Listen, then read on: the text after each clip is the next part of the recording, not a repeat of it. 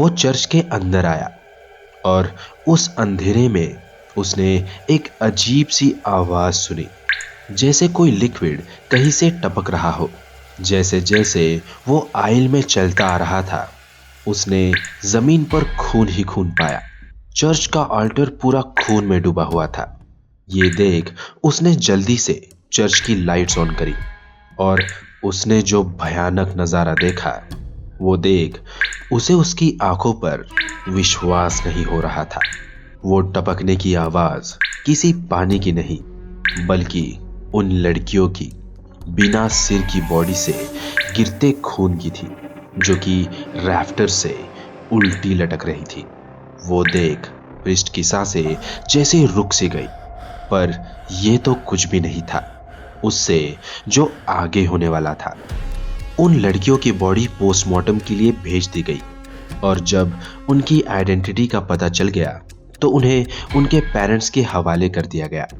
उन लड़कियों की बॉडीज को टाउन के ही छोटे से सिमेट्री में बरी किया गया, जो चर्च के पीछे ही थी।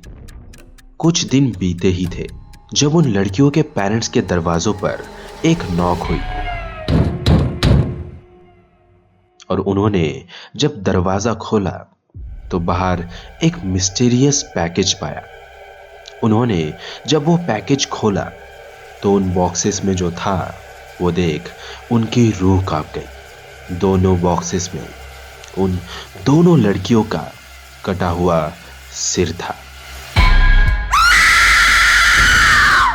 कुछ लोगों का कहना है कि आज भी अगर आप उस चर्च में रात को जाते हो तो आपको उन लड़कियों की दर्द से भरी हुई चीखें सुनाई देती है। उन लड़कियों की आत्मा आपको हैलोवीन की रात उस चर्च में दिखाई देती है। इतने साल हो गए पर आज तक उस आदमी की पहचान किसी को पता नहीं चली और वो कभी नहीं मिला। हमने कुछ साल बाद ही वो टाउन छोड़ दिया था। मैं, मेरी बड़ी बहन और हमारी मॉम एक बड़ी सिटी में शिफ्ट हो गए थे। हम खुश थे और उस क्लाउन के बारे में भूल गए थे, पर किस्मत ने हमारे लिए कुछ और ही रचा था। मैं और मेरी मॉम हमारी नानी के घर आए थे जब हमें एक कॉल आया। हेलो, मैं सिटी पुलिस से बोल रहा हूँ। क्या मेरी बात एडम से हो रही है? दूसरी ओर से पुलिस ऑफिसर ने पूछा। हाँ, मैं एडम ही बोल रहा हूँ। Is everything okay? मैंने एक कंफ्यूज टोन में पूछा।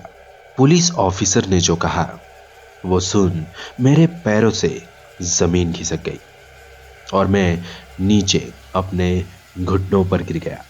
मेरी बहन जो घर पर अकेली थी, उसकी लाश पुलिस ऑफिसर्स को हमारे घर में मिली।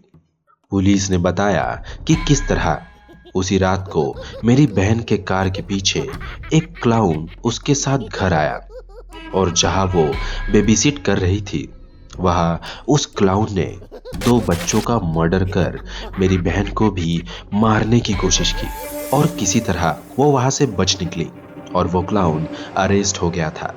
पर किसी तरह वो क्लाउन किलर पुलिस कस्टडी से भी भाग निकला और हमारे घर आकर मेरी बहन का मर्डर कर दिया। मेरी बहन के फ्यूनरल के बाद हम लोग अपने घर पर बैठे थे जब हमारे डोर पर एक नॉक हुआ। मैंने जब दरवाजा खोला तो देखा बाहर कोई नहीं था और मैं दरवाजा बंद करने ही वाला था कि मेरी नजर नीचे पड़े एक पार्सल पर पड़ी। वो बॉक्स देख मेरी सांसें थम सी गई। मुझे समझ आ गया था कि इस पार्सल में क्या है। मुझे वो बॉक्स ओपन नहीं करना था। मैंने इससे पहले भी क्लाउन और ये बॉक्सेस की कहानी सुनी थी और मेरी बहन की बॉडी जब मिली थी, उसका सिर भी उसके बॉडी से गायब था। वो वही क्लाउन था जिसने सालों पहले उन लड़कियों को मारकर उनके सिर उनके पेरेंट्स को बॉक्सेस में डालकर दिए थे और आज उसी क्लाउन ने मेरी बहन का सिर काटकर हमें इस बॉक्स में दिया है।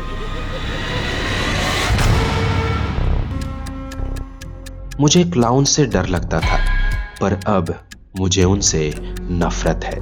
मैं चैन से नहीं बैठूंगा जब तक मैं मेरी बहन के किलर उस क्लाउन को अपने हाथों से नहीं मार देता।